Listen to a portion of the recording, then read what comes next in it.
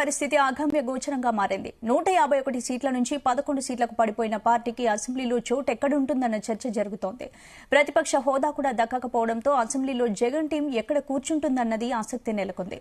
164 సీట్లతో కూటమి అధికార పక్షంతో ముందు సీట్లన్నీ నిండిపోనున్నాయి. దాంతో ప్రతిపక్ష నేత జగన్ ఒక్కరికి మాత్రమే ముందు వరుసలో కూర్చునే అవకాశం కల్పిస్తారని తెలుస్తోంది. మిగిలిన 10 మంది వెనకాల కూర్చోవాల్సి ఉంటుంది. ఇప్పటివరకు ప్రతిపక్షంలో కూర్చుని ఏ పార్టీ కూడా ఇలాంటి పరిస్థితి రాలేదు. దాంతో అసెంబ్లీలో సీన్ ఎలా ఉండబోతుందన్నది చర్చ ఏపీలో జోరుగా సాగుతోంది.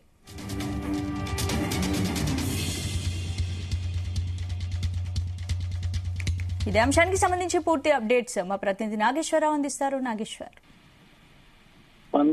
ఆంధ్రప్రదేశ్ లో అధికార పార్టీ మొన్నటిదాకా వైఎస్ఆర్సీపీ ప్రభుత్వంగా ఉండేది. వైఎస్ఆర్సీపీ ప్రభుత్వం ఆంధ్రప్రదేశ్ లో మరొకసారి మరెవరు కూడా 151 సీట్లు రావేమో అన్న సంధాన కూడా భారీ మెజార్టీతో గెలిచి అసెంబ్లీలో అడుగుపెట్టింది. ఈ నేపథ్యంలో ఒక్కసారిగా రాష్ట్ర వ్యాప్తంగా కూడా అప్పుడు వచ్చిన 151 సీట్లకు సంబంధించి పెద్ద సంచలనంగా మారింది. అయితే ప్రస్తుతం ఆ సీన్ రివర్స్ అయింది. ఆగమేత పరంగా పార్టీ పరిస్థితి అయితే నెలకొందంటలో ఎటువంటి సందేహం లేదు. దీనికి సంబంధించి గతంలో 151 సీట్లు వచ్చిన వైఎస్ఆర్సీపీ పార్టీకి ప్రస్తుతం 11 సీట్లు రావడంతోనే ఆ పార్టీ పరిస్థితి అసెంబ్లీలో ఏంటనేది ప్రతి ఒక్కరు కూడా చర్చనీయాంశమైంది. చంద్రబాబు నాయుడు ప్రమాణ స్వీకారం చేసిన తర్వాత అసెంబ్లీ సమావేశాలు ఉంటే దీంతో ప్రతి ఒక్క ఎమ్మెల్యే కూడా ఆ ప్రమాణ స్వీకారం చేయాల్సి ఉంది. ఈ నేపథ్యంలోనే అసెంబ్లీలో అడుగుపెట్టి ప్రమాణ స్వీకారం ఖచ్చితంగా చేయాల్సిన నేపథ్యంలో ఎక్కడ ఎమ్మెల్యేలు కూర్చుంటారు అనేది ప్రధానంగా ఆ చర్చ జరుగుతుంది.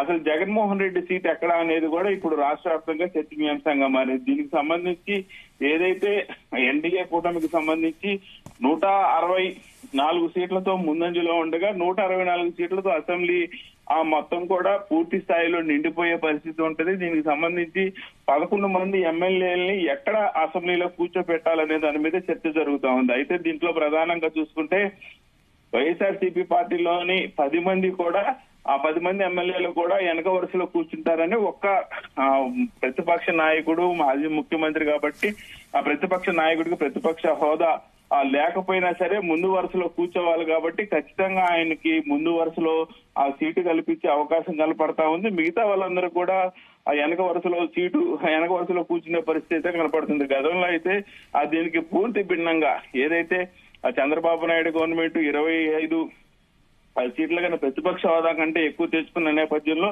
ఆయనకి ముందు వరుసలోనే అవకాశం కనిపిస్తుంది. ఆయనతో పాటు వాళ్ళ పార్టీ అభ్యర్థులందరూ కూడా 2 వరుసలలో కూర్చుంటా ఉండేవాళ్ళు. కానీ ఇప్పుడు దానికి భిన్నంగా ఆ దేశంలోనే ఒక ప్రశ్నార్థకంగా ఈ సమస్యలాగా నిలబడింది.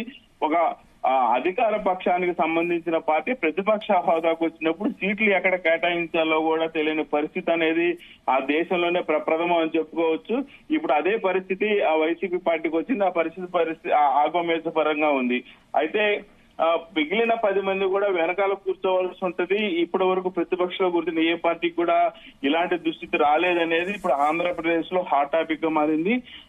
రాబోయే రోజుల్లో అంటే గత ప్రభుత్వ ప్రమాణ స్వీకారం చేసిన తర్వాత చంద్రబాబు నాయుడు ప్రమాణ స్వీకారం చేసిన తర్వాత ఎమ్మెల్యేలందరూ ప్రమాణ స్వీకారం చేయాలి కాబట్టి ఎలా సీన్ జరగబోతుందో అనేది ఏపీలో అయితే హాట్ టాపిక్ గా జరుగుతా ఉంది. స్పందన.